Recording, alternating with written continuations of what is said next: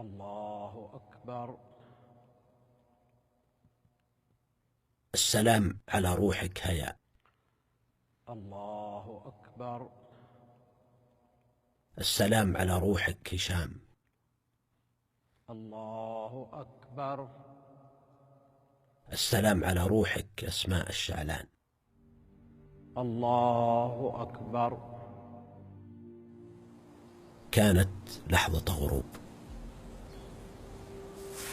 بذات اليد التي أخذتك بها، بذات اليد التي حضنتك بها، لم تجف بعد من بلل الثرى ووحشة التراب الذي واريته عليكم، عاجز عن غسلها.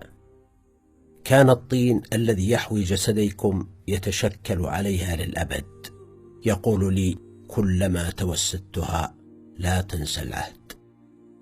نادى الإمام الدفن في المقبرة الجديدة: لا أحد هناك سواكم. 3 قبور تتآنس. سألت الذي بجواري: هل تشرق الشمس من هنا؟ قال: نعم، أعرف أنك تحبين الشروق. أعرف أيضا أنك تخافين على هشام كثيرا، تخافين عليه من الطرف، فكان الأوسط. كنت أولا، ثم هشام، ثم أسماء. السلام عليكم دار قوم مؤمنين، وإنا إن شاء الله بكم لاحقون. أعود من ذات الطريق الذي مشيناه كثيرا سويا، كان طويلا كغيابك. كل نتوءاته التي أضحكتنا سويا تحولت لخناجر. أدخل البيت، هذه هي المرة الوحيدة التي أدخله خائفا. يا للسنوات والليالي التي أسابق الخطى لأصل لمجلسك. أجلس في ذات المكان الذي تركته آخر مرة بحضرتك. أكمل الآن لي الحكاية. إنني لم أرى الموت فاصلا بيننا. سأظل أسمعك، سأظل أنتظر عشاءك. سأخبي عنك يا رفيقة دربي صبغة ألوانك وفرشاة مرسمك. ستتهمين بها لدى صغيرتك مثل كل مرة، وسيضحك عبد الرحمن كما لو كان الفاعل. إنه حتى هذه اللحظة مختبئ في ذاكرته، لا يريد أن يصدق رحيلك.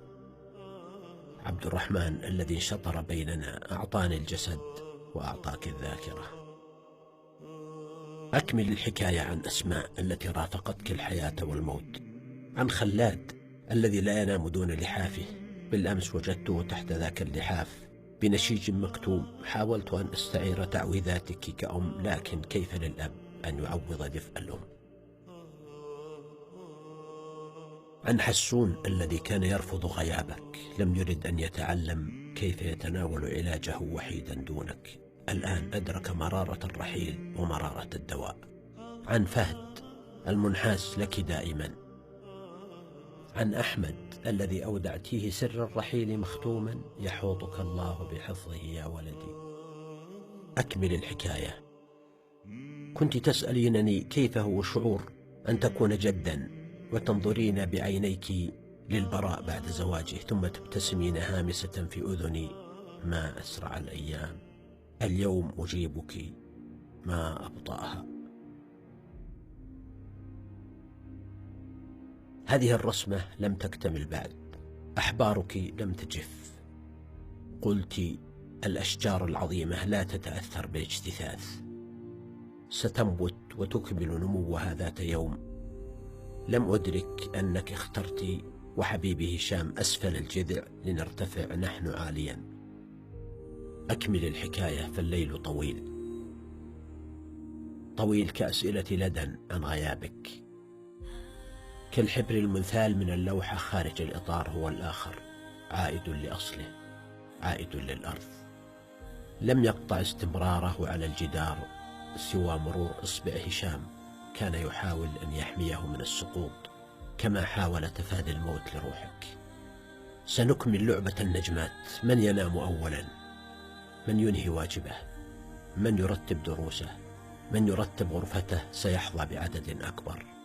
اليوم خسرت نجمة، لم أجرؤ لأرتب مكانا لست فيه.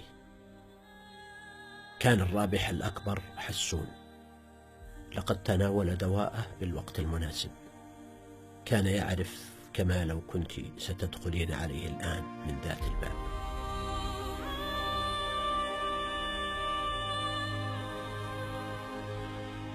كنت حاضرة، المكان مكانه، هشام بجوارك، المكان الأبدي له. أكمل الحكاية. إن الحكايات الجميلة لا تنتهي في غيابك المؤقت. سنوات طويلة وأنا أحاول الفوز بالسباق لمكان قبلك لأرتبه لك، وفي كل مرة أنهزم. في كل مرة أجد المكان مرتبا لنا حين نقدم. هكذا فسرت رحيلك المفاجئ. بالمناسبة، هذه رسالة من لدن ماما. شكرا لك. كنت محظوظة أكثر من كثير من البنات الصغيرات اللواتي ولدن بلا أمهات. لقد أعطيتيني في 6 سنوات ما تهبه الأمهات في 60 سنة. أنا الآن كبيرة بك ماما، سنلحق بك، إنها مسألة وقت لا أكثر. أكمل الحكاية. كانت الحكاية عن الجمال. كان يا مكان في قديم الزمان عصافير محبوسة في القفص. فجأة فتح الباب، طارت الأم ولحقها أحد صغارها. كانت الأم تقف كل صباح على الشرفة تغرد لصغارها عن العالم الفسيح، عن الفضاء، عن الجمال هناك، وتختم التغريد: قريبا سترون، ثم تذهب لترتب بقية العش. لم تنتهي الحكاية، غدا تطير العصافير.